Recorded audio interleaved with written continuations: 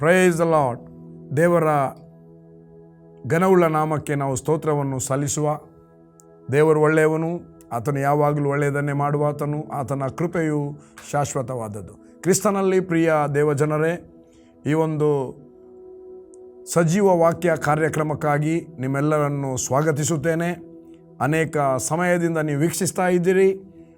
ಈ ದಿವಸ ನಾವು ದೇವರ ವಾಕ್ಯವನ್ನು ಕೇಳುತ್ತಾ ಆ ವಾಕ್ಯದಲ್ಲಿ ಹರ್ಷಿಸುವ, ಸ್ವೀಕರಿಸುವ, ಆನಂದಿಸುವ. ದೇವರ ವಾಕ್ಯ ಸಜೀವವಾದದ್ದಾಗಿದೆ. ಈ ಸಮಯ ದೇವರ ವಾಕ್ಯವನ್ನು ಕೇಳುವ ಸಮಯ. ನಾವೆಲ್ಲರೂ 1 ತಿಮೋಥೆಯವರಿಗೆ ಬರೆದ ಪತ್ರಿಕೆ 4ನೇ ಅಧ್ಯಾಯ 7ನೇ ವಚನದಿಂದ 8ನೇ ವಚನದವರೆಗೆ ಸ್ವಲ್ಪ ಓದಿಕೊಳ್ಳೋಣ ಮತ್ತು ಸ್ವಲ್ಪ ಧ್ಯಾನ ಮಾಡುವ. ಅದಕ್ಕಿಂತ ಮೊದಲು ಒಂದು ಗಳಿಗೆ ನಾವು ವಾಕ್ಯಕ್ಕಾಗಿ ನಮ್ಮ ತಂದೆಯಾದ ದೇವರಲ್ಲಿ ಯೇಸು ಕ್ರಿಸ್ತನ ನಾಮದಲ್ಲಿ ಕೇಳಿಕೊಳ್ಳೋಣ.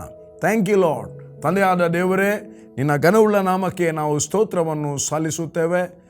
ತಂದೆಯಾದ ದೇವರೇ, ನಿನ್ನ ವಾಕ್ಯ ಕೀರ್ತನೆಯಲ್ಲಿ ಹೇಳ್ತದೆ, ದೇವರು ತನ್ನ ನಾಮಕ್ಕಿಂತಲೂ ತನ್ನ ವಾಕ್ಯವನ್ನು ಹೆಚ್ಚಾಗಿ ಘನಪಡಿಸುವ ಕರ್ತನು ಎಂಬುದಾಗಿ. ಆದಿಯಲ್ಲಿ ವಾಕ್ಯವಿತ್ತು, ವಾಕ್ಯವು ದೇವರ ಬಳಿಯಲ್ಲಿತ್ತು, ವಾಕ್ಯವೇ ದೇವರಾಗಿತ್ತು. ವಾಕ್ಯ ಎಂಬಾತನು ನರವತಾರ ಎತ್ತಿ ನಮ್ಮ ಮಧ್ಯದಲ್ಲಿ ವಾಸ ಮಾಡಿದನು. ಕರ್ತನೇ, ನಿನ್ನ ವಾಕ್ಯವೇ ಸತ್ಯವು. ನಿನ್ನ ಸತ್ಯ ವಾಕ್ಯವನ್ನು ಜನರು ಕೇಳಿ ಆ ವಾಕ್ಯದ ಮೂಲಕ ಬಿಡುಗಡೆಯಾಗಲಿ ಮತ್ತು ನಿನ್ನ ವಾಕ್ಯವನ್ನು ಗ್ರಹಿಸಿಕೊಳ್ಳಲಿ. ನಿನ್ನ ವಾಕ್ಯದ ಪ್ರಕಟಣೆ ಕೇಳುವಂಥ ಪ್ರತಿಯೊಬ್ಬರಿಗೆ ಉಂಟಾಗಲಿ. ಆ ವಾಕ್ಯದಿಂದ ಪ್ರತಿಯೊಬ್ಬರಿಗೆ ತಮ್ಮ ಜೀವಿತದಲ್ಲಿ ಲಾಭದಾಯಕವಾಗಲಿ ಎಂಬುದಾಗಿ ಯೇಸು ಕ್ರಿಸ್ತನ ನಾಮದಲ್ಲಿ ಪ್ರಾರ್ಥಿಸಿ ಹೊಂದಿದ್ದೇನೆ. ತಂದೆಯಾದ ದೇವರೇ, ಎಲ್ಲರಿಗೂ ಶುಭ ಉಂಟಾಗಲಿ ಯೇಸುವಿನ ನಾಮದಲ್ಲಿ ತಂದೆಯೇ. Amen, amen, amen. ಓಕೆ, ಆಗ ಪ್ರಾರ್ಥನೆಗಿಂತ ಮುಂಚೆ ನಾನು ಒಂದು ವಚನ ಹೇಳಿದೆ. 1 ತಿಮೋಥಿ 4ನೇ ಅಧ್ಯಾಯ 7ನೇ ವಚನದಿಂದ 8ನೇ ವಚನದವರೆಗೆ. ಅಜ್ಜಿ ಕಥೆಗಳಂತಿರುವ ಕೇವಲ ಪ್ರಾಪಂಚಿಕವಾದ ಕಥೆಗಳನ್ನು ತಳ್ಳಿಬಿಟ್ಟು ನೀನು ದೇವ ಭಕ್ತಿಯ ವಿಷಯದಲ್ಲಿ ಸಾಧನೆ ಮಾಡಿಕೋ. ಮುಂದೆ ಹೇಳ್ತಾನೆ 8ನೇ ವಚನ, ದೇಹ ಸಾಧನೆಯು ಸ್ವಲ್ಪ ಮಟ್ಟಿಗೆ ಪ್ರಯೋಜನವಾಗಿದೆ, ಭಕ್ತಿಯಾದರೂ ಎಲ್ಲ ವಿಧದಲ್ಲಿ ಪ್ರಯೋಜನವಾದದ್ದು. ಅದಕ್ಕೆ ಇಹಪರಗಳಲ್ಲಿ ಜೀವ ವಾಗ್ದಾನ ಉಂಟು. ನನ್ನ ಪ್ರಿಯ ದೇವಜನರೇ, ಭೂಲೋಕದಲ್ಲಿ ನಾವು ಸ್ವಾಭಾವಿಕವಾಗಿ ಜೀವಿಸುವಾಗ ಇಲ್ಲಿ ಪ್ರತಿಯೊಂದಕ್ಕೂ ಬೈಯಿಂಗ್ ಆ್ಯಂಡ್ ಸೆಲ್ಲಿಂಗ್, ತೆಗೆದುಕೊಳ್ಳುವಂಥದ್ದು, ಕೊಡುವಂಥದ್ದು, ಇದಕ್ಕೆ ಪ್ರತಿಯೊಬ್ಬರಿಗೆ ಹಣ ಬೇಕೇ ಬೇಕು. ಆದರೆ ಇಲ್ಲಿ ಹೇಳ್ತದೆ ದೇಹ ಸಾಧನೆ ಅಂದರೆ ವರ್ಕೌಟ್ ಮಾಡುವಂಥದ್ದು. ಒಬ್ಬನ ದೇಹ ಫಿಟ್ನೆಸ್ಸಿಗೆ ಬರಬೇಕಾದ್ರೆ ಅವನು ಎಕ್ಸಸೈಸ್ ಮಾಡಬೇಕು, ಬಾಡಿ ಎಕ್ಸಸೈಸ್ ಮಾಡಬೇಕು. ಈಗ ಒಬ್ಬ ವ್ಯಕ್ತಿ ಒಂದು ನಾರ್ಮಲ್ ಇರ್ತಾನೆ, ಅವನ ಶರೀರದಲ್ಲಿ ಫಿಟ್ನೆಸ್ ಏನಿರುವುದಿಲ್ಲ, ಕೈ ಕೂಡ ಒಂದು ಬಾಳೆ ದಿಂಡಿನಾಗೆ ಸರ್ತಾ ಇರ್ತದೆ, ಏನು ಕಟ್ಸ್ಗಳೇನಿರುವುದಿಲ್ಲ, ಚೆಸ್ಟ್ ಕೂಡ ಲೆವೆಲ್ ಇರುತ್ತೆ, ಏನಿರುವುದಿಲ್ಲ. ಬಟ್ ಅವನು ದೇಹ ಸಾಧನೆ ಮಾಡ್ತಾನೆ, ಎಕ್ಸಸೈಸ್ ಮಾಡ್ತಾನೆ, ಒಳ್ಳೆಯ ಜಿಮ್ಮಿಗೆ ಸೇರ್ತಾನೆ. ಒಳ್ಳೆ ಜಿಮ್ಮಿಗೆ ಹೋದ ಮೇಲೆ ಅವನು ಪ್ರಾಕ್ಟೀಸ್ ಮಾಡ್ತಾನೆ, ವ್ಯಾಯಾಮವನ್ನು ಮಾಡ್ತಲೇ ಇರ್ತಾನೆ. ಮಾಡ್ತಲೇ ಇರುವಾಗ ಆ ಜಿಮ್ಮಿನ ಆನರ್ ಆಗಿರ್ಬೋದು, ಜಿಮ್ಮಿನ ಇನ್ಸ್ಟ್ರಕ್ಟರ್ ಆಗಿರ್ಬೋದು, ಅವನಿಗೆ ಒಂದು ಖರ್ಚನ್ನು ತಂದು ಇಲ್ಲಿ ಪ್ಲಾಸ್ಟಿಕ್ ಸರ್ಜರಿ ಮಾಡಿ ಇಡುವುದಿಲ್ಲ, ಹೊರಗಿನಿಂದ ಅಲ್ಲಿ ಫಿಕ್ಸ್ ಮಾಡುವುದಿಲ್ಲ. ಬಟ್ 1 ವರ್ಷ ಆಗುವಾಗ ಅವನ ಬಾಡಿದು ಫಿಗರೇ ಚೇಂಜ್ ಆಗುತ್ತೆ. ಒಳ್ಳೆ ಬೈಸಪ್ಸ್, ಟ್ರೈಸಪ್ಸ್ ಎಲ್ಲ, ಬ್ಯಾಕ್, ಲ್ಯಾಟ್, ವಿಂಗ್ಸ್ ಮತ್ತು ಶೋಲ್ಡರ್ ಎಲ್ಲ ಒಳ್ಳೆ ಆಕಾರಕ್ಕೆ ಬರುತ್ತೆ. ಏನಾದರೂ ಹೊರಗಿನಿಂದ ಇಟ್ರ ಇಲ್ಲ. ಅವನು ವರ್ಕೌಟ್ ಮಾಡಿದಾಗ ಅವನ ಶರೀರದಲ್ಲಿ ಇದ್ದಂಥ ಮಸಲ್ಸೇ ಅದು ಬೆಳೀಲಿಕ್ಕೆ ಸ್ಟಾರ್ಟ್ ಆಯಿತು. ಹೇಗೆ ಬೆಳೆಯಿತು ಅಂದರೆ ಅವನ ಎಕ್ಸಸೈಸಿಗೆ ಅನುಸಾರವಾಗಿ ಬೆಳೀಲಿಕ್ಕೆ ಸ್ಟಾರ್ಟ್ ಆಯಿತು. ಯಾವ ಪ್ಲಾಸ್ಟಿಕ್ ಸರ್ಜರಿ ನಡೆಯಲಿಲ್ಲ, ಯಾರು ಹೊರಗಿನಿಂದ ಅಲ್ಲಿ ಸಿಕ್ಕಿಸಲಿಲ್ಲ. ಬಟ್ ಅವನ ಶರೀರದಲ್ಲಿ ಇತ್ತು ಮಸಲ್ಸ್, ಅದು ಹೊರಗೆ ಬರಲಿಕ್ಕೆ ಸ್ಟಾರ್ಟ್ ಆಯಿತು. ವರ್ಕೌಟ್ ಮಾಡಿದ, ಹೊರಗೆ ಬಂತು. ಪುನಃ ವರ್ಕೌಟ್ ಮಾಡಿದ, ಜಾಸ್ತಿ ಆಯಿತು. ಎವ್ರಿಡೇ ಕನ್ನಡಿಯಲ್ಲಿ ತನ್ನನ್ನು ನೋಡಲಿಕ್ಕೆ ಸ್ಟಾರ್ಟ್ ಮಾಡ್ತಾನೆ. ನಿನ್ನೆಗಿಂತ ಇವತ್ತು ಬೆಟರ್. 1 ತಿಂಗಳಾದ ಮೇಲೆ ಕನ್ನಡಿಯನ್ನು ನೋಡಿ ಖುಷಿ ಪಡ್ತಾನೆ. ಯಾರು ಖುಷಿ ಪಡ್ತಾರೆ? ಎವ್ರಿಡೇ ವರ್ಕೌಟ್ ಮಾಡುವವನು ಆ ಕನ್ನಡಿಯನ್ನು ನೋಡಿ ಖುಷಿ ಪಡ್ತಾನೆ. ನನ್ನ ಪ್ರಿಯ ದೇವಜನರೇ, ಅದು ಸ್ವಲ್ಪ ಮಟ್ಟಿಗೆ ಒಳ್ಳೆಯದೆಂಬುದಾಗಿ ಪೌಲನು ಸತ್ಯವೇದದಲ್ಲಿ ಪವಿತ್ರಾತ್ಮನ ಮೂಲಕವಾದ ಪ್ರೇರಣೆಯಿಂದ ಬರೆದಿದ್ದಾನೆ. ದೇಹ ಸಾಧನೆಯು ಸ್ವಲ್ಪ ಮಟ್ಟಿಗೆ ಪ್ರಯೋಜನವಾಗಿದೆ. ಭಕ್ತಿಯಾದರೂ ಎಲ್ಲ ವಿಧದಲ್ಲಿ. ದೇಹ ಸಾಧನೆ ಸ್ವಲ್ಪ ಮಟ್ಟಿಗೆ ಅವನ ದೇಹ ಸೂಪರಾಗಿ ಕಾಣ್ತದೆ. ಒಂದು ವೇಳೆ ಎಕ್ಸಸೈಸ್ ಮಾಡದಿದ್ದರೂ ಅವನು ಏನು ಸಾಯ್ತಾನೆ ಅಂತ ಬರೀಲಿಲ್ಲ. ಬಟ್ ಇಲ್ಲಿ ದೇಹ ಸಾಧನೆ ಅವನ ಶಾರೀರಿಕ ಬಾಡಿ ಒಂದು ಕ್ರಮದಲ್ಲಿ ಇರ್ತದೆ ಮತ್ತು ಅವನಿಗೆ ಅವನ ಬಾಡಿ ನೋಡುವಾಗ ಖುಷಿ ಆಗುತ್ತೆ. ಆದರೆ ಇಲ್ಲಿ ಹೇಳ್ತದೆ, ಭಕ್ತಿಯಾದರೂ ಎಲ್ಲ ವಿಧದಲ್ಲಿ ಪ್ರಯೋಜನವಾದದ್ದು. ಅದಕ್ಕೆ ಪರಗಳಲ್ಲಿ ಜೀವ ವಾಗ್ದಾನದಿಂದ ಕೂಡಿದ ಜೀವವು ಆತನಿಗೆ ಇರುತ್ತದೆ. ಅಲ್ಲಿ ಮೊದಲನೇದು 7ನೇ ವಚನ ಹೇಳ್ತದೆ, ಅಜ್ಜಿ ಕಥೆಗಳಂತಿರುವ ಕೇವಲ ಪ್ರಾಪಂಚಿಕವಾದ ಕಥೆಗಳನ್ನು ತಳ್ಳಿಬಿಟ್ಟು ನೀನು ದೇವಭಕ್ತಿಯ ವಿಷಯದಲ್ಲಿ ಸಾಧನೆ ಮಾಡಿಕೋ. ವರ್ಕೌಟ್ ಮಾಡು ಅಂತ ಹೇಳ್ತದೆ. ನೀನು ದೇವರ ಭಕ್ತಿಯಲ್ಲಿ ಬೆಳೆಯೋ ವಿಷಯದಲ್ಲಿ, ದೇವರ ಭಕ್ತಿಯನ್ನು ಅನುಸರಿಸುವ ವಿಷಯದಲ್ಲಿ, ದೇವರ ಭಕ್ತಿಯಲ್ಲಿ ನಡೆಯುವ ವಿಷಯದಲ್ಲಿ, ದೇವರ ಭಕ್ತಿ ಅನುಸಾರವಾಗಿ ಜೀವಿಸುವ ವಿಷಯದಲ್ಲಿ ನೀನು ಏನು ಮಾಡು? ಸಾಧನೆಯನ್ನು ಮಾಡಿಕೋ, ವರ್ಕೌಟ್ ಮಾಡಿಕೋ, ಪ್ರಯತ್ನ ಮಾಡಿಕೋ, ಸೋತು ಹೋಗಬೇಡ. ಇದು ಪೌಲನು ತಾನು ಸುವಾರ್ತೆ ಸಾರಿ ರಕ್ಷಣೆಯಲ್ಲಿ ನಡೆದು, ಆ ತಿಮೋತಿಗೆ ಸುವಾರ್ತೆ ಅವನೇ ಸಾರಿರಬಹುದು.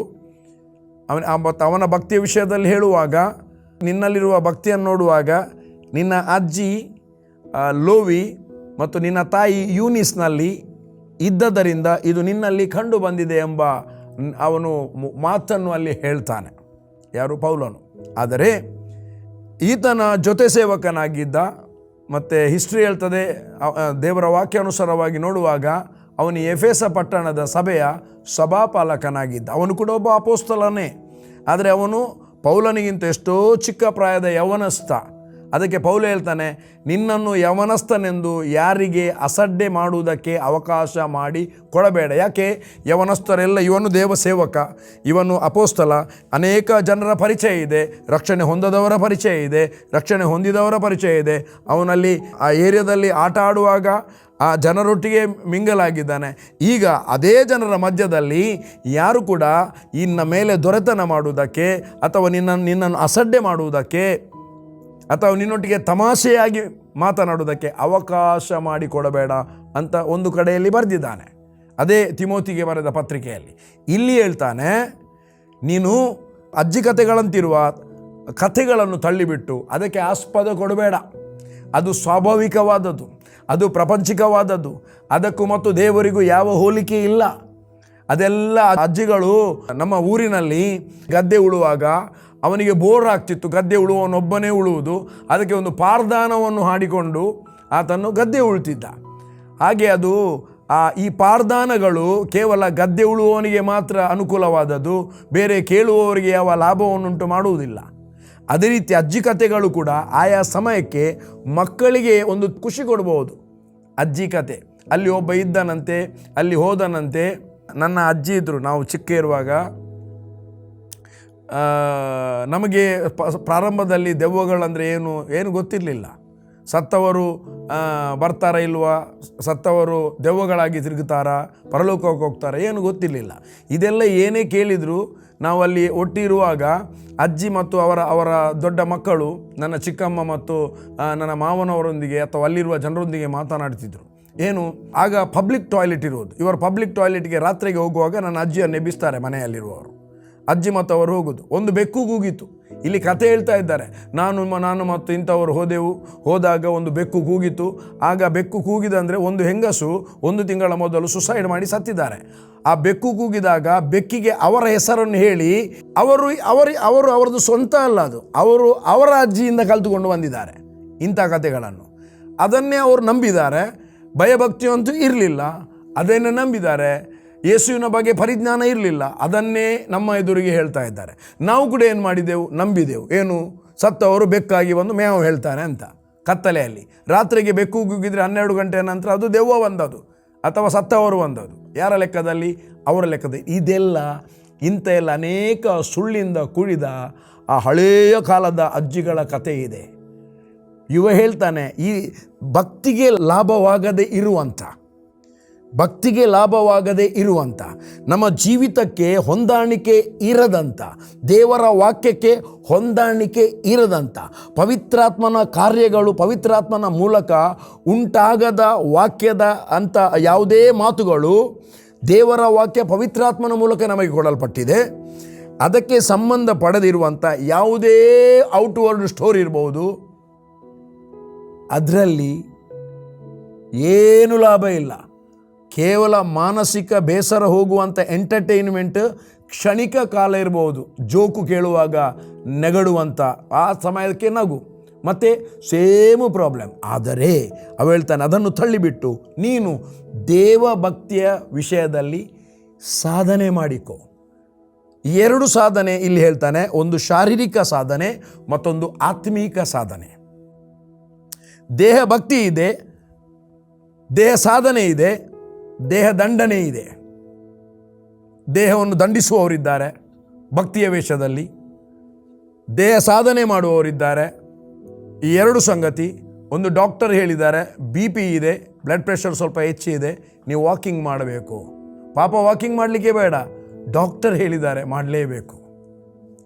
ಮತ್ತು ಕೆಲವರಿದ್ದಾರೆ ಬಾಡಿ ಫಿಟ್ನೆಸ್ಸಿಗೋಸ್ಕರ ಸ್ವಲ್ಪ ಆರೋಗ್ಯವಾಗಿರುವುದಕ್ಕೋಸ್ಕರ ಎಕ್ಸಸೈಸ್ ಮಾಡ್ತಾರೆ. ಕೆಲವರಿದ್ದಾರೆ ಬಾಡಿ ಬಿಲ್ಡಿಂಗ್ ಕಾಂಪೀಟ್ ಮಾಡುವುದಕ್ಕಾಗಿ ಎಕ್ಸಸೈಸ್ ಮಾಡ್ತಾರೆ. ಬಟ್ ಏನೇ ಆದರೂ ಅವರು ಶ್ರಮಪಟ್ಟು ಮಾಡುವಾಗ ಆ ಎಕ್ಸಸೈಸ್ನ ಅನುಗುಣವಾಗಿ ಅವರ ಶರೀರ ಒಳ್ಳೆಯ ಮಸ್ಕ್ಯುಲರ್ ಆಗಿ ಎಲ್ಲೆಲ್ಲಿ ಯಾವ ಭಾಗದಲ್ಲಿ ಬೈಸಪ್ಸ್, ಟ್ರೈಸಪ್ಸ್, ಕಾಪ್ ಮಸಲ್, ಟೈಸ್, ಮತ್ತು ಕಾಲರ್, ಲ್ಯಾಟ್, ಬ್ಯಾಕ್ ಪುಷ್ ಎಲ್ಲ, ಮತ್ತು ಅಬ್ಡಮನ್ ಎಲ್ಲವೂ ಕರೆಕ್ಟಾಗಿ ಅದು ಆಯಾಯ ವ್ಯಾಯಾಮಕ್ಕೆ ತಕ್ಕ ಹಾಗೆ ಆಯಾಯ ಪಾರ್ಟ್ ಒಳ್ಳೆಯ ಆಕಾರವನ್ನು ಪಡೆದುಕೊಳ್ಳುತ್ತದೆ. ಅದೇ ರೀತಿ ಭಕ್ತಿಯ ವಿಷಯದಲ್ಲಿ ಸಾಧನೆ ಮಾಡುವಾಗ, ಭಕ್ತಿಯ ವಿಷಯದಲ್ಲಿ ನಾವು ವರ್ಕೌಟ್ ಮಾಡುವಾಗ ಏನೆಲ್ಲ ವರ್ಕೌಟ್ ಮಾಡಿದ್ದೇವೆ ಅದು ನಮ್ಮ ಮಾತಿನಲ್ಲಿ, ನಮ್ಮ ನಡೆ ನುಡಿ ಕ್ರಿಯೆಗಳಲ್ಲಿ, ನಮ್ಮ ಪ್ರೀತಿಯಲ್ಲಿ ನಡೆಯುವಂಥ ವಿಷಯದಲ್ಲಿ ಎದುರಿನ ವ್ಯಕ್ತಿಗಳಿಗೆ ಕಾಣಿಸಲ್ಪಡುತ್ತದೆ. ಅವರು ಹೇಳ್ತಾರೆ, ನೀನು ಮಾತನಾಡುವಾಗ ಸಮಥಿಂಗ್ ನಮಗೇನೋ ಸಮಾಧಾನ ಆಗ್ತದೆ, ನಿನ್ನ ಮಾತನಾಡುವಾಗ ನಿನ್ನ ಮಾತುಗಳನ್ನು ಪುನೊಮ್ಮೆ ಕೇಳುವ ಅಂತ ಆಗ್ತದೆ. ಅಂತಹ ವ್ಯಕ್ತಿಗಳ ಬಳಿಗೆ ಜನರು ಬರುತ್ತಾರೆ.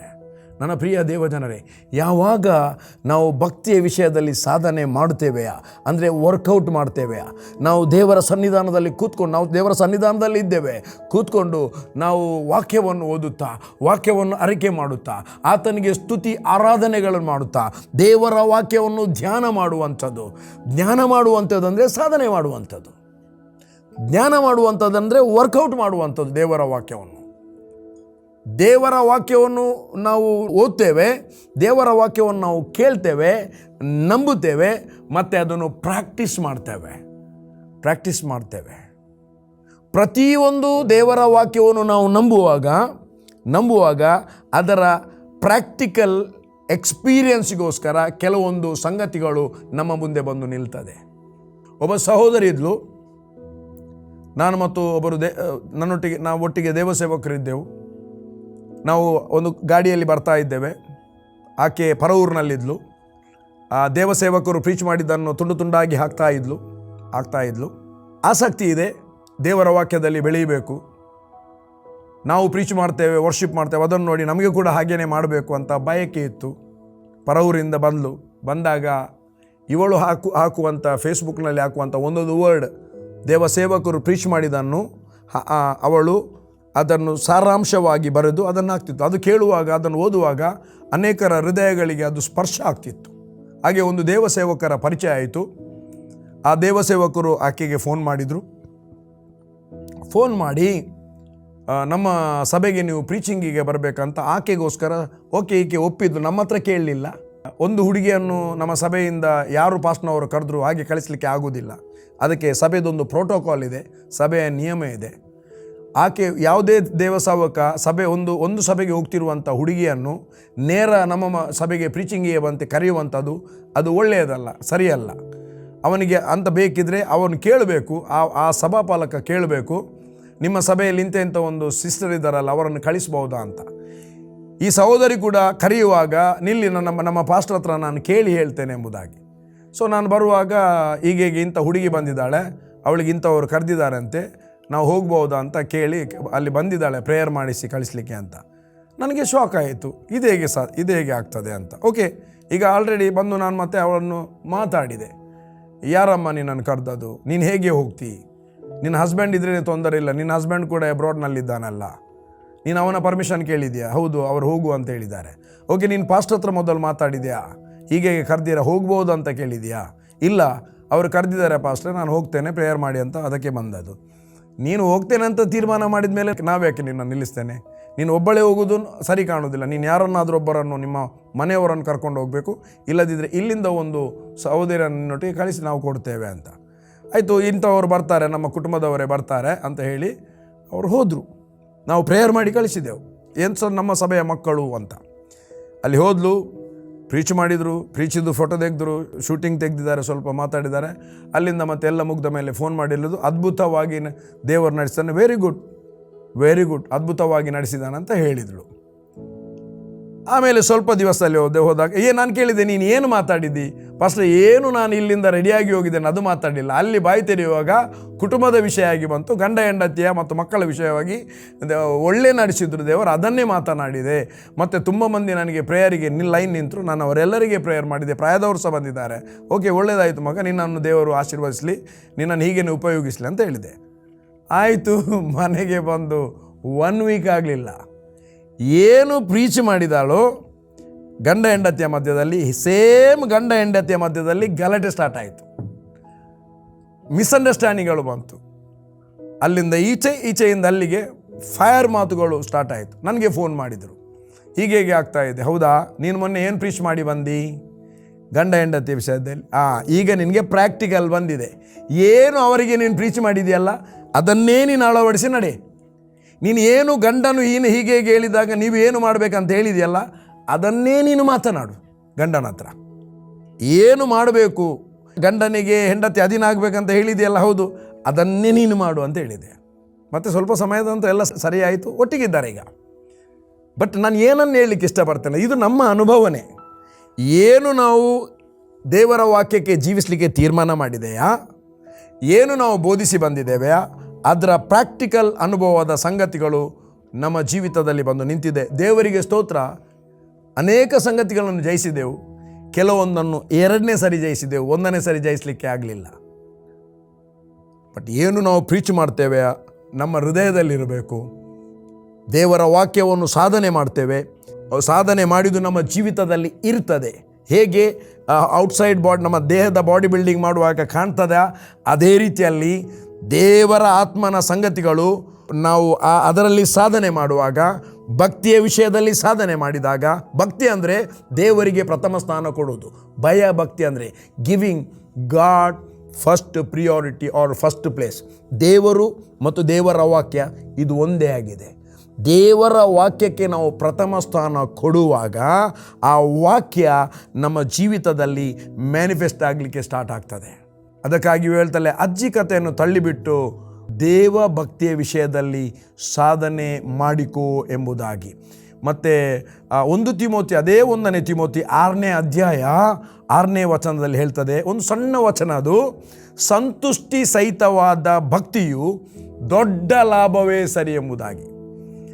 ಕೆಲವರು ಹೇಳ್ತಾರೆ, ನಾವು ಇಷ್ಟೆಲ್ಲ ದೇವರಿಗೋಸ್ಕರ ನಿಂತೆವು, ಸುವಾರ್ತೆ ಸಾರಿದೆವು, ಕೌನ್ಸಿಲ್ ಮಾಡಿದೆವು, ಸಭೆಯಲ್ಲಿ ದುಡಿದೆವು, ಎಲ್ಲ ಮಾಡಿದೆವು, ನಮಗೆ ಏನಾಯಿತು? ಒಳ್ಳೆಯ ಜಾಗದಲ್ಲಿ ಅನೇಕ ಸಂಗತಿಗಳು ರಾಂಗಾಗೇ ನಡೀತಲ್ಲ, ಒಳ್ಳೆ ಇದ್ದವರು ನಮ್ಮನ್ನು ಬಿಟ್ಟು ಹೋದ್ರಲ್ಲ, ಮಾತಾಡ್ತಾ ಇಲ್ಲಲ್ಲ. ಅನೇಕ ನಿಮಗೆ ಒಂದೊಂದು ಕಂಪ್ಲೇಂಟ್ ಇರ್ಬೋದು. ನಾವು ದೇವರಿಗೆ ಪ್ರಥಮ ಸ್ಥಾನ ಕೊಟ್ಟೆವು. ನಾವು ಕೊಟ್ಟದ್ದು ಪ್ರಥಮ ಸ್ಥಾನ ಜನರಿಗ, ದೇವರಿಗ? ಜನರು ನಮಗೋಸ್ಕರ ಶಿಲುಬೆಯಲ್ಲಿ ಸತ್ತದ, ಯೇಸು ನಮಗೋಸ್ಕರ ಶಿಲುಬೆಯಲ್ಲಿ ಸತ್ತದ. ನಾವು ಯಾರನ್ನು ಆರಾಧಿಸ್ತೇವೆ? ನಮ್ಮನ್ನು ಪರಲೋಕ ತಂದೆಗೆ ದೇವರ ಮಗನಾಗಿ ಮಾಡಿದ, ಮಗನ ಆತ್ಮನನ್ನು ಕೊಟ್ಟ, ರಕ್ಷಣೆಯನ್ನು ಕೊಟ್ಟ, ನಮಗಾಗಿ ಸತ್ತು ಹೂಣಲ್ಪಟ್ಟು ಮೃತ್ಯುಂಜಯನಾಗಿ ಎದ್ದು ಬಂದ ನಮ್ಮ ಕರ್ತನಾಗಿರುವ ಯೇಸು ಕ್ರಿಸ್ತನನ್ನು ಸ್ವೀಕಾರ ಮಾಡಿದ್ದೇವೆ. ಅಂಧಕಾರದ ದೊರೆತನದಿಂದ ಬಿಡುಗಡೆಯಾಗಿದ್ದೇವೆ. ಯೇಸು ಕ್ರಿಸ್ತನ ರಾಜ್ಯದಲ್ಲಿ ನಾವು ಸೇರಿದ್ದೇವೆ. ಇವತ್ತು ನಾವು ಪರಲೋಕ ರಾಜ್ಯದ ಮಕ್ಕಳಾಗಿ ಹುಟ್ಟಿದ್ದೇವೆ. ಪರಲೋಕ ರಾಜ್ಯದ ತಂದೆಗೆ ಅಪ್ಪ ತಂದೆಯನ್ನು ಕೂಗುವ ಮಗನಾಗಿ ಹುಟ್ಟಿದ್ದೇವೆ. ಮಗನ ಆತ್ಮನನ್ನು ಕೊಟ್ಟಿದ್ದಾನೆ. ಇವರು ಯಾರು ನಮಗೆ ಏನು ಕೊಡಲಿಲ್ಲ. ಏನು ನಾವು ಕೊಟ್ಟಿರ್ಬೋದು, ಅವರು ಕೊಟ್ಟಿರ್ಬೋದು. ಆದರೆ ನಮಗೆ ಮಾನುಷ್ಠರೆನಿಸಿಕೊಂಡಿದ್ದನ್ನು ಏನು ಆಗದೇ ಇರಲಿ, ಆದರೆ ನಮಗೆ ದೇವರಿಂದ ಆದಂಥ ಒಳ್ಳೆಯ ಸಂಗತಿಗಳನ್ನು ನೆನೆಸಿ ನಾವು ಆತನಿಗೆ ಭಯಭಕ್ತಿಯಿಂದ ನಡೆಯುವುದು. ಭಯಭಕ್ತಿಯಿಂದ ನಡೆಯುವಾಗ ಭೂಲೋಕದಿಂದ ನಮಗೆ ಏನು ಸಿಗದೇ ಇರ್ಬೋದು, ಆದರೆ ಬೈಬಲ್ ಹೇಳ್ತದೆ ಇಹದಲ್ಲಿಯೂ ಪರದಲ್ಲಿಯೂ ಅದಕ್ಕೆ ಜೀವ ವಾಗ್ದಾನ ಉಂಟು. ಅದನ್ನು ನಮಗೆ ಯೇಸು ಕ್ರಿಸ್ತನು ಕೊಟ್ಟಿದ್ದಾನೆ. ಯೇಸು ಕ್ರಿಸ್ತನು ಏನನ್ನು ಕೊಡ್ತಾನೆ? ಆತನು ನಿತ್ಯ ಜೀವವನ್ನು ಕೊಟ್ಟಿದ್ದಾನೆ. ಆ ನಿತ್ಯ ಜೀವಕ್ಕೆ ನಾವು ಒಂದು ದಿವಸ ಪರ್ಮನೆಂಟ್ ಆಗಿ ಅಲ್ಲಿ ನಾವು ಇರುತ್ತೇವೆ. ನನ್ನ ಪ್ರಿಯ ದೇವ ಜನರೇ, ಪೌಲನು ಹೇಳ್ತಾನೆ, ಮುಂದೆ ದೇವರು ನನಗೆ ಮುಂದೆ ಇಟ್ಟಿರುವುದನ್ನು ಅದನ್ನು ಹಿಡಿಯುವುದಕ್ಕೋಸ್ಕರ ಎದೆ ಬೊಗ್ಗಿದವನಾಗಿ ಓಡುತ್ತಾ ಇದ್ದೇನೆ. ಜನರು ಏನೇ ಮಾಡಿರ್ಬೋದು, ಇಷ್ಟು ಭಕ್ತಿ ಮಾಡಿದೆ, ಇಷ್ಟು ದೇವರಿಗಾಗಿ ನಾನು ನಿಂತೆ, ಯಾಕೆ ನನಗೆ ಹೀಗೆ ಆಯಿತು? ದೇವರೇನಾದರೂ ನಮಗೆ ಮಾಡಿದ್ನಾ? ದೇವರಿಂದ ಏನಾದರೂ ತೊಂದರೆ ಆಯಿತಾ? ಇಲ್ಲ. ಮತ್ತೆ ಯಾರು ಮಾಡಿದ್ದು? ಜನರು ಮಾಡಿದ್ದಾರೆ. ಯಾಕೆ ಮಾಡಿದರು? ಅಯ್ಯೋ, ನೀನು ದೇವರ ರಾಜ್ಯದಲ್ಲಿ ಭಯಂಕರ ವ್ಯಕ್ತಿ, ಅದಕ್ಕೆ ಹೀಗೆ ಮಾತಾಡ್ತಾ ಇದ್ದಾರೆ.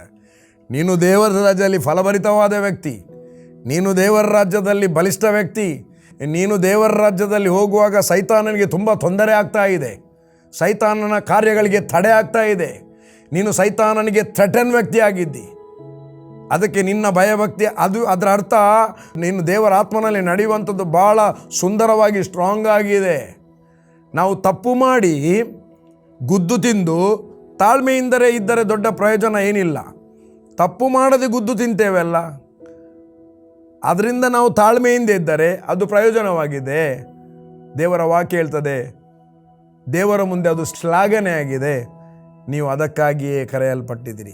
ನನ್ನ ಪ್ರಿಯ ದೇವಜನರೇ, ಸಂತುಷ್ಟಿ ಸಹಿತವಾದ ಭಕ್ತಿ, ಸಮಾಧಾನದಲ್ಲಿ ನಡೆಸಲ್ಪಡುವಂಥ ಭಕ್ತಿ, ರ್ಯಾಶಲ್ಲಿ ಅಲ್ಲ, ಕೋಪದಲ್ಲಿ ಅಲ್ಲ, ಮತ್ತು ಸಿಟ್ಟಿನಲ್ಲಿ ಅಲ್ಲ, ಜಗಳದಲ್ಲಿ ಅಲ್ಲ, ಬೋಧಿಸುವ ನೀನು ನಾನು. ಆ ಸಂದರ್ಭ ಬರುವಾಗ ನಾವು ಹೇಗೆ ಮಾತಾಡ್ತೇವೆ, ಹೇಗೆ ನಡೆಯುತ್ತೇವೆ, ಇದು ಬಹಳ ಪ್ರಮುಖ. ನನ್ನ ಪ್ರಿಯ ದೇವಜನರೇ, ನೀವು ನಿಮ್ಮ ಮನೆಯಲ್ಲಿದ್ದೀರಿ, ನಿಮ್ಮೊಂದಿಗೆ ನಿಮ್ಮ ಮಕ್ಕಳಿದ್ದಾರೆ, ಗಂಡ ಹೆಂಡತಿ ಒಟ್ಟಾಗಿ ಜೀವಿಸ್ತೇವೆ. ಅವರಿಗೆ ನಾವು ಮಾದರಿಯಾಗಿ ಜೀವಿಸಬೇಕು. ನಮ್ಮ ಮಕ್ಕಳು ನಮ್ಮನ್ನು ನೋಡಿ ಹೇಳಬೇಕು. ಒಬ್ಬ ಯವನಸ್ಥ ಹೇಳ್ತಿದ್ದ ನನ್ನ ಹತ್ರ, ಅವನಿಗೆ ಮದುವೆ ಆಗಿದೆ, ಅವನು ಮೊದಲು ಮಣಿಪಾಲದಲ್ಲಿದ್ದ, ಈಗ ಉಡುಪಿಗೆ ಶಿಫ್ಟ್ ಆಗಿದ್ದಾನೆ. ನಾವು ಗಂಡ ಹೆಂಡತಿ ನಾವು ಒಂದು ಸಮಾಧಾನದಲ್ಲಿ ಜೀವಿಸಲಿಕ್ಕೆ ನಮಗೆ ಯಾವ ಬೋಧನೆದು ನೆಸೆಸಿಟಿ ಇಲ್ಲ ಅಂತ ಹೇಳ್ತಾ ಇಲ್ಲ, ನಮಗೆ ಯಾವ ಬೋಧನೆ ಕೇಳಬೇಕಾಗಿಲ್ಲ ಪಾಸ್ಟರ್. ಏನಪ್ಪ, ಯಾಕೆ?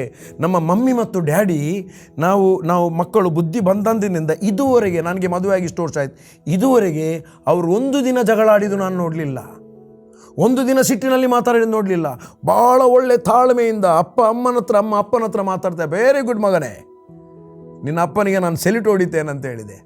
ಅದೇ ವ್ಯಕ್ತಿ ಒಂದು ದಿವಸ ನನ್ನೊಟ್ಟಿಗೆ ಕಾರ್ನಲ್ಲಿ ಗೋವಾಕ್ಕೆ ಹೋಗಿದ್ದೆವು. ನಾವು ಗೋವಾದಿಂದ ಉಡುಪಿಗೆ ಬರುವಾಗ ನಾನು ಅವ್ರ ಹತ್ರ ತುಂಬ ಹೊತ್ತು ಮಾತಾಡಿದೆ. ನಾನು ನಾನು ನಿಮ್ಮನ್ನು ಅಪ್ರಿಷಿಯೇಟ್ ಮಾಡ್ತೇನೆ, ದೇವರು ಹೀಗೇ ನಿಮ್ಮನ್ನು ಮುನ್ನಡೆಸಲಿ. ನಾವು ಮನೆಯಲ್ಲಿ ಕುಟುಂಬವಾಗಿ ಇರ್ತೇವೆ. ನಮ್ಮ ಜೀವಿತ ಆ ಮಕ್ಕಳಿಗೆ ಪೇಪರ್ ಕ್ಲಿಯರ್ ಆಗಿರಬೇಕು. ಎಲ್ಲಿ? ಭಕ್ತಿಯ ವಿಷಯದಲ್ಲಿ, ದೇವರೊಂದಿಗೆ ನಡೆದಾಡುವ ವಿಷಯದಲ್ಲಿ, ದೇವರೊಂದಿಗೆ ಮಾತನಾಡುವ ವಿಷಯದಲ್ಲಿ, ನಾವು ಕ್ರಿಸ್ತನಲ್ಲಿ ಜೀವಿಸುವ ವಿಷಯದಲ್ಲಿ ಆ ಮಕ್ಕಳಿಗೆ ಕ್ಲಿಯರ್ ಆಗಿ ಕಾಣಿಸಲ್ಪಡುವಾಗ, ಅಬ್ರಾಮನ ವಿಷಯವಾಗಿ ಬರೆದಿದೆ, ಅಬ್ರಾಮನ ಮನೆಯಲ್ಲಿ ಹುಟ್ಟಿ ಬೆಳೆದು ಶಿಕ್ಷಿತರಾದ 318 ಮಕ್ಕಳು. ಯಾಕೆ? ಅಬ್ರಾಮನೊಂದಿಗೆ ದೇವರು ಮಾತನಾಡ್ತಾರಂತ ಅವರಿಗೆ ಗೊತ್ತಿತ್ತು. ಅಬ್ರಾಮನು ದೇವರಿಗೆ ಭಯಭಕ್ತಿಯಿಂದ ನಡೀತಾನೆ, ಅವನಿಗೆ ಭಯಭಕ್ತಿ ಇತ್ತು ಎಂಬುದಾಗಿ ಅಬ್ರಾಮನು ಭಯಭಕ್ತಿಯಲ್ಲಿರುವಂಥದ್ದು ಅವನ ಮನೆಯಲ್ಲಿರುವ ಮಕ್ಕಳಿಗೆ ಗೊತ್ತಿತ್ತು. 318 ಮಂದಿ ಮಕ್ಕಳಿಗೆ ಗೊತ್ತಿತ್ತು ಅಬ್ರಾಮನು ದೇವರೊಂದಿಗೆ ಹೇಗೆ ನಡೀತಾ ಇದ್ದಾನೆ ಎಂಬುದಾಗಿ. ಅದಕ್ಕೆ ದೇಹ ಸಾಧನೆಗಿಂತ ಅತಿ ಉನ್ನತವಾದ ಸಾಧನೆ ಭಯಭಕ್ತಿ ಎಂಬುದಾಗಿ ಬರೆದಿದೆ. ಭಕ್ತಿಯಾದರೂ ಎಲ್ಲ ವಿಧದಲ್ಲಿ ಪ್ರಯೋಜನವಾದದ್ದು, ಅದಕ್ಕೆ ಮತ್ತು ಪರಗಳಲ್ಲಿ ಜೀವ ವಾಗ್ದಾನ ಉಂಟು. ನನ್ನ ಪ್ರಿಯರೇ, ಸಮಯ ಆಗ್ತಾ ಬಂತು. ಇದರಲ್ಲಿ ಕೊಲೊಸ್ಸೆ 2:20 ಮತ್ತು 23 ಓದಿ ನೆಕ್ಸ್ಟ್ ನಾನು ಕಂಟಿನ್ಯೂ ಮಾಡ್ತೇನೆ. ಪ್ರಾಪಂಚಿಕ ಬಾಲಬೋಧೆಯ ಪಾಲಿಗೆ ನೀವು ಕ್ರಿಸ್ತನೊಂದಿಗೆ ಸತ್ತವರಾಗಿದ್ದ ಮೇಲೆ ಇನ್ನು ಪ್ರಾಪಂಚಿಕರಾಗಿ ಬದುಕುವವರಂತೆ ಮನುಷ್ಯ ಕಲ್ಪಿತ ಆಜ್ಞೆಗಳನ್ನು ಉಪದೇಶವನ್ನು ಅನುಸರಿಸಿ ಅಂಥ ಉಪದೇಶಗಳು ಸ್ವಕಲ್ಪಿತಾಚಾರವನ್ನು, ಅತಿ ವಿನಯವನ್ನು, ದೇಹದಂಡನೆಯನ್ನು ಬೋಧಿಸುತ್ತಾ ಹೆಸರಿಗೆ ಮಾತ್ರ ಜ್ಞಾನವೆನಿಸಿಕೊಳ್ಳುತ್ತದೆ ಅಲ್ಲದೆ ಶಾರೀರಿಕ ಇಚ್ಛೆಗಳನ್ನು ನಿಗ್ರಹಿಸುವಲ್ಲಿ ಯಾವ ಪ್ರಯೋಜನಕ್ಕೂ ಬರುವುದಿಲ್ಲ. ಅದು ನಾನು ಹೇಳಿದೆಲ್ಲಾಗ ದೇಹ ಸಾಧನೆ, ದೇಹದಂಡನೆಯ ಬಗ್ಗೆ ಕೊಲೊಸ್ಸೆಯಲ್ಲಿ ಬರೆದಿದೆ, ದೇಹ ಸಾಧನೆಯ ಬಗ್ಗೆ ತಿಮೋಥಿಯಲ್ಲಿ ಬರೆದಿದೆ. ಇದನ್ನು ನೆಕ್ಸ್ಟ್ ನಾನು ಬಿಡಿಸ್ತೇನೆ. ನೆಕ್ಸ್ಟ್ ನಾವು ಸ್ವಲ್ಪ ಕಂಟಿನ್ಯೂ ಆಗಿ ಧ್ಯಾನ ಮಾಡುವ ಭಕ್ತಿಯಲ್ಲಿರುವ ಲಾಭ ಮತ್ತು ಪ್ರಾಪಂಚಿಕ ಅಜ್ಜಿ ಕಥೆಗಳನ್ನು ಅಥವಾ ಲೌಕಿಕವಾದ ಕಾರ್ಯಗಳನ್ನು ಕೇಳಿ ಜೀವಿಸುವಾಗ ಅದರಲ್ಲಿ ಏನಿದೆ ಸ್ಪಷ್ಟವಾಗಿ ಹೇಳ್ತಾನೆ. ಸಂತುಷ್ಟಿ ಸಹಿತವಾದ ಭಕ್ತಿ ಅದು ದೊಡ್ಡ ಲಾಭವೇ. ಎಂಥ ಲಾಭ ನೆಕ್ಸ್ಟ್ ಮಾತಾಡುವ. ಭಕ್ತಿಯಾದರೂ ಈ ಲೋಕದಲ್ಲಿಯೂ ಪರಲೋಕದಲ್ಲಿ ಅದಕ್ಕೆ ಜೀವ ಮತ್ತು ವಾಗ್ದಾನ ಇದೆ. ವಾಗ್ದಾನದಿಂದ ಕೂಡಿದ ಜೀವ ಇದೆ. ಪ್ರಿಯರೇ, ಅದಕ್ಕಾಗಿ ನಮ್ಮ ಸ್ವಂತ ಖುಷಿಯ ಪ್ರಕಾರ ಅಂದರೆ ಈ ಲೋಕದ ಅನುಸಾರವಾಗಿ ನಡೆಯದೆ ಪರಲೋಕ ದೀನ ಭಾವದವರಾಗಿ ಭಯಭಕ್ತಿಯಿಂದ ಜೀವಿಸೋಣ. ದೇವರಿಗೆ ಕೊಡುವ ಭಕ್ತಿ, ಆ ಭಕ್ತಿಯಲ್ಲಿ ನಾವು ಸಾಧನೆ ಮಾಡೋಣ, ನಡೆಯೋಣ, ವರ್ಕೌಟ್ ಮಾಡೋಣ. ವಾಕ್ಯ ಓದುವಂಥದ್ದು, ಧ್ಯಾನ ಮಾಡುವಂಥದ್ದು, ವಾಕ್ಯ ಕೇಳುವಂಥದ್ದು, ಪ್ರಾರ್ಥನೆ ಮಾಡುವಂಥದ್ದು, ಅರಿಕೆ ಮಾಡುವಂಥದ್ದು, ಅನ್ಯ ಭಾಷೆ ಗೊತ್ತಿರುವವರು ಅನ್ಯ ಭಾಷೆಗಳಲ್ಲಿ ಮಾತನಾಡುವಂಥದ್ದು, ನಮ್ಮ ವೈಯಕ್ತಿಕ ಭಕ್ತಿ ಇನ್ಕ್ರೀಸ್ ಆಗುವಂಥದ್ದು. ಬೈಬಲ್ ಹೇಳ್ತದೆ, ಅನ್ಯ ಭಾಷೆ ಮಾಡುವವನು ತನಗೆ ಭಕ್ತಿ ವೃದ್ಧಿಯನ್ನು ಮಾತನಾಡುತ್ತಾನೆ. ಅನ್ಯ ಭಾಷೆಯಲ್ಲಿ ಮಾತನಾಡುವವನು ತನ್ನ ಭಕ್ತಿಯನ್ನು, ಇನ್ನೊಬ್ಬನಲ್ಲ, ಆತನ ಭಕ್ತಿಯನ್ನು ಅಭಿವೃದ್ಧಿ ಮಾಡುತ್ತಾನೆ. ಒಬ್ಬ ವ್ಯಕ್ತಿ ತಾನು ಭಕ್ತಿಯಲ್ಲಿ ಅಭಿವೃದ್ಧಿ ಆದರೆ ಇನ್ನೊಬ್ಬನನ್ನು ಅಭಿವೃದ್ಧಿಪಡಿಸಲಿಕ್ಕೆ ಆಗ್ತದೆ. ಅದಕ್ಕಾಗಿ ನನ್ನ ಪ್ರಿಯ ದೇವಜನರೇ, ಕಂಟಿನ್ಯೂ ಮಾಡ್ತೇನೆ. ನೆಕ್ಸ್ಟ್ ಇವತ್ತಿಗೆಷ್ಟು ಸಾಕು. ದೇವರ ಈ ವಾಕ್ಯವನ್ನು ಆಶೀರ್ವದಿಸಿದ್ದಾನೆ. ದೇವರ ನಾಮಕ್ಕೆ ಮಹಿಮೆ ಉಂಟಾಗಲಿ. I bless you in the name of Jesus. You all are blessed by the power of God. ದೇವರ ಸಾಮರ್ಥ್ಯವುಳ್ಳ ವಾಕ್ಯದ ಅನುಸಾರವಾಗಿ, ವಾಕ್ಯದಿಂದ ನಿಮ್ಮನ್ನು ದೇವರು ಆಶೀರ್ವದಿಸಿದ್ದಾನೆ. ನಿಮ್ಮನ್ನು ಇನ್ನೂ ಹೆಚ್ಚಾಗಿ ದೇವರು ಬಲಪಡಿಸಲಿ, ಆಶೀರ್ವದಿಸಲಿ. ನಿಮ್ಮ ಮಕ್ಕಳಿಗೆ ಉನ್ನತವಾದ ಜ್ಞಾನದಲ್ಲಿ ದೇವರು ನಡೆಸಲಿ. ಯಾರು ಕೂಡ ಕಡಿಮೆ ಕಲಿಯದೆ ಉನ್ನತವಾಗಿ ಈ ವರ್ಷ ಕಲಿತು ಡಿಸ್ಟಿಂಕ್ಷನ್ಗಿಂತ ಉನ್ನತವಾದ ಅಂಕಗಳನ್ನು ಹೊಂದಿಕೊಳ್ಳಲಿ. ಎಲ್ಲ ಮಕ್ಕಳು ತಂದೆ ತಾಯಿಗಳಾದ ನಿಮಗೆ ಅಧೀನರಾಗಲಿ. ತಂದೆ ತಾಯಿಗಳು ಮಕ್ಕಳಿಗೆ ಕೋಪವನ್ನು ಎಬ್ಬಿಸದೆ ದೇವರ ಭಯಭಕ್ತಿಯಲ್ಲಿ ಅವರನ್ನು ನಡೆಸಲಿ. ಮತ್ತು ಬೈಬಲ್ ಹೇಳ್ತದೆ, ನಿಮ್ಮ ಮಕ್ಕಳಿಗೆ ಅಧಿಕ ಸುಕ್ಷೇಮವಿರುವುದು, ನಿಮ್ಮ ಮಕ್ಕಳು ಯೆಹೋವನಿಂದ ಶಿಕ್ಷಿತರಾಗುವರು. ನೀವು ಯೆಹೋವನಿಗೆ ಭಯಪಡುವುದರಿಂದ ನಿಮಗೆ ಕೇವಲ ನಿರ್ಭಯ. ನಿಮ್ಮ ಮಕ್ಕಳಿಗೆ ಆಶ್ರಯ ಇದ್ದೇ ಇರುವುದು. ನಿಮ್ಮ ಮಕ್ಕಳು ನೀರಾವರಿ ನಟ್ಟಂಥ ಎಣ್ಣೆ ಮರದ ಸಸಿಗಳಾಗಿದ್ದಾರೆ. ಅವರು ತಕ್ಕ ಕಾಲದಲ್ಲಿ ಫಲ ಕೊಡುತ್ತಾರೆ. ಅವರು ಬಾಡಿ ಹೋಗುವುದೇ ಇಲ್ಲ. ಅವರು ಈ ಲೋಕದಲ್ಲಿದ್ದು ದೇವರ ಫಲದಾಯಕವಾದ ವೃಕ್ಷದ ಹಾಗೆ ಅವರು ಮಿನುಗುತ್ತಲೇ ಇರಲಿ ಎಂಬುದಾಗಿ ನಾನು ದೇವರಿಗೆ ಸ್ತೋತ್ರ ಮಾಡಿ ಪ್ರಾರ್ಥಿಸ್ತೇನೆ. ಯೇಸುವಿನ ನಾಮದಲ್ಲಿ. Bless you once again. You all are blessed. Amen, amen, amen.